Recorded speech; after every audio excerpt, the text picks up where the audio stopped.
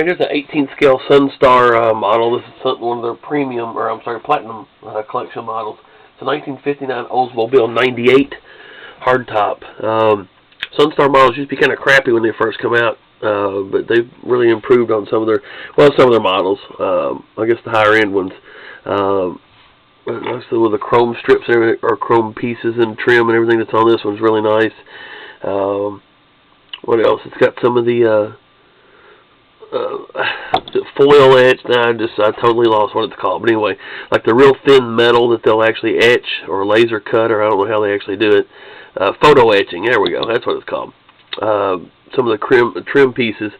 The 98 on the rear fender is a piece of photo etch metal. Like I said, it just really makes the model look a lot nicer.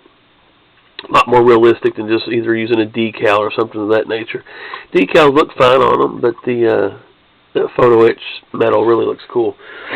Anyway, it's also a big model. Like I said, back in the day, these cars were pretty huge. If any you younger guys maybe have never really seen an older car in person, this thing here is a little over a foot long, and you know, like Crown Vics and the cars I normally do, 18 scale, about 11 inches. So an inch doesn't sound like a lot, but my camera's all the way back at the edge of my desk, and this thing's pretty much all the way at the back side, and that's almost 2 feet away. So that's give you an idea of how huge this car really is. Anyway, very nice detail and everything on the model too. Like I said, all the front grille, chrome pieces and everything on there. The headlight setup and everything's really nice. The hood actually has a hinge set up on it, so when you pop this hood up, it will actually, you'll see that kind of spring release here in a second. Okay, I lied. It won't spring release. It will on the way down. It actually has hinges in the back similar to what the Auto Art models and stuff have on them. Like I said, a lot of detail there. Photo etched grille and everything. You can see that. You can see it push this down. It'll go ahead and grab here in a second, and it'll actually stop at about any position you want it to stop at with those spring hinged on there. Doors, same way. Very nice door setup on here. The interior is really nice. Not a whole lot of stuff in the interior in the car that day. You're lucky if you had an AM radio, and I think 59, I think Arrow's out of the question maybe at that point. I don't know, so I wasn't around. But anyway, the door's real nice. Inside door panels also have quite a bit of chrome and everything to them as well. You can see. Alright, trunk on the rear.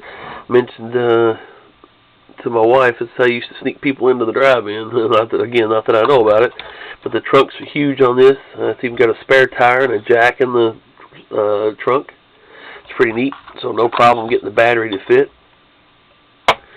And again, rear end of the car, very nice. The way the detail and everything's done on the rear end of the car. And you see Oldsmobile written across the back. Alright, now, on the bottom there's a couple switches. They're located in the gas tank, right here. Along with that, there we go.